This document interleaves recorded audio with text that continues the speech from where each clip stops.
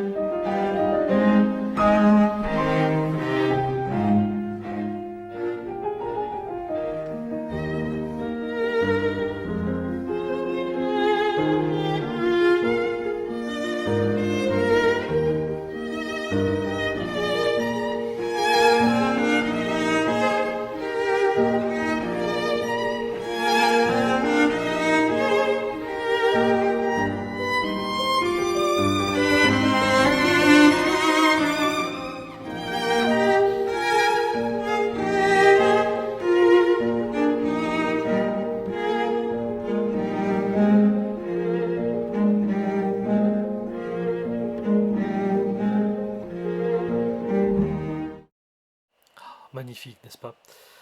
Alors, combien d'instruments entends-tu? Eh bien, on en entend trois instruments.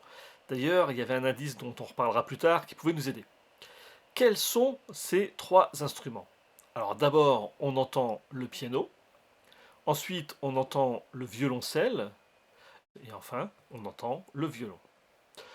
En conclusion, on va donc pouvoir dire que la formation de cet extrait est un trio composé d'un piano, d'un violoncelle et d'un violon.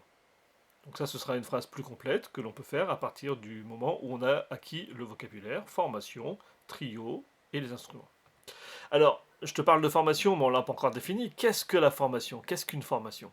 Eh bien, la formation, c'est l'ensemble des instruments qu'on va utiliser dans une musique. Alors, les voix sont considérées comme des instruments aussi dans les formations, donc ça pourra être des instruments ou des voix, mais on en parlera un tout petit peu plus tard. On va apporter une petite subtilité à cette définition en se demandant ce qu'est une petite formation. Alors, la petite formation, c'est un ensemble composé de 2 à 10 musiciens. Un seul musicien est un soliste, donc on ne parlera pas de formation, il est tout seul. Et à partir de 11 musiciens, on parlera de grandes formations telles que l'orchestre symphonique par exemple, qu'on a pu déjà entendre auparavant. Alors, on va remplir ici un tableau avec plein de vocabulaire, donc on le détaillera un peu plus en cours évidemment. Deux musiciens, ça forme un duo. Trois musiciens, eh bien c'était là l'indice de tout à l'heure, puisqu'on avait entendu trois instruments et que le titre fait apparaître cette formation, c'est un trio 4 musiciens forment un quatuor. Alors, petite parenthèse par rapport au quatuor, dans certains styles comme le jazz ou le rock, on parlera de quartet. Ce sera l'objet de toute façon d'une autre vidéo plus tard dans le cycle 4. 5 musiciens forment un quintet. 6 musiciens forment un sextuor. Et là, j'entends toujours les ricanements bébêtes. Ah, l'adolescence. 7 musiciens forment un septuor. 8 musiciens forment un octuor. Pour s'en rappeler, il suffit de penser au Docteur Octopus dans Spider-Man. Et si t'as pas la ref, tu penses à une figure qui a 8 côtés en mathématiques qui s'appelle un octogone. 9 musiciens forment un nonette. Alors celui-là c'est certainement le plus difficile parce qu'il s'éloigne assez quand même de ce qu'on peut voir par rapport aux autres formations. 9 musiciens nonette. D'ailleurs je me rends compte qu'il y a une faute à... J'ai marqué musicien, il manque le S, c'est pas grave. Et enfin 10 musiciens, celui-là est très facile, ce sera un distuor. Donc tout ça c'est du vocabulaire que je te laisserai réviser tout seul à la maison et qui nous servira un peu plus tard dans cette séquence. On va s'intéresser à une autre définition qui va être importante pour la séquence et puis par rapport à notre œuvre de référence, celle de la musique de chambre. Qu'est-ce qu'une musique de chambre? Eh bien, une musique de chambre, c'est une composition musicale qui est dédiée à une petite formation et dont chaque partie va être écrite pour un seul instrumentiste. Alors, pour faire simple, une musique de chambre est écrite pour 2 à 10 musiciens qui ne joueront pas la même partie que leurs camarades, mais une ligne mélodique propre à leur instrument. Et l'ensemble sera harmonieux.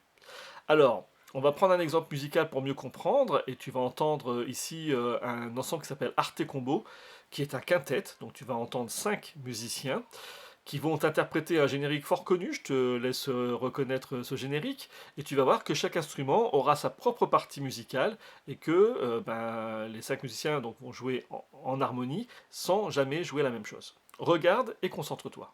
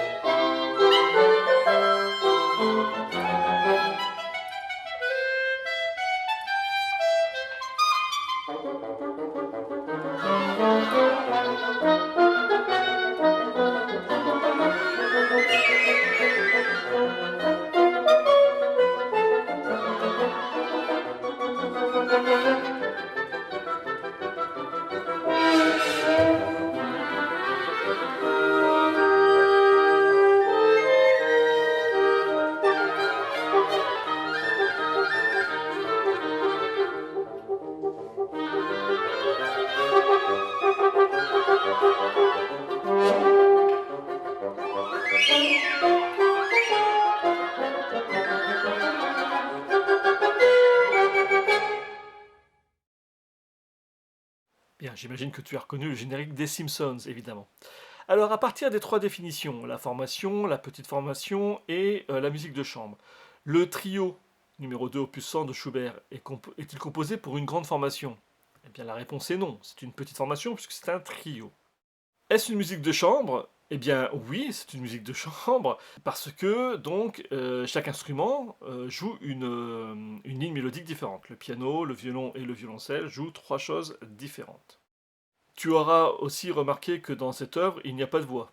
Donc ça, c'est facile aussi, il n'y a pas de voix, il n'y a que des instruments de musique. Donc on va dire que c'est une musique instrumentale. Il n'y a que des instruments, pas de problème par rapport à ça. On va écouter maintenant une autre œuvre, toujours de Franz Schubert, et qui s'appelle Ave Maria, que tu as peut-être déjà entendu, on en reparle après. Écoute bien.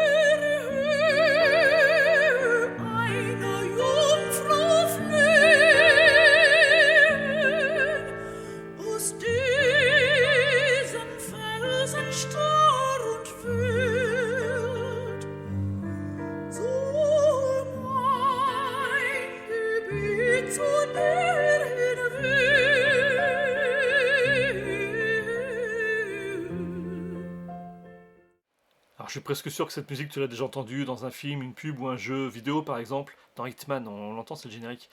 Alors, quelle est la formation que tu as entendue? Ici, c'est un duo. Il y a un piano et une voix de femme aiguë. Je te rappelle que la voix de femme aiguë s'appelle une soprano.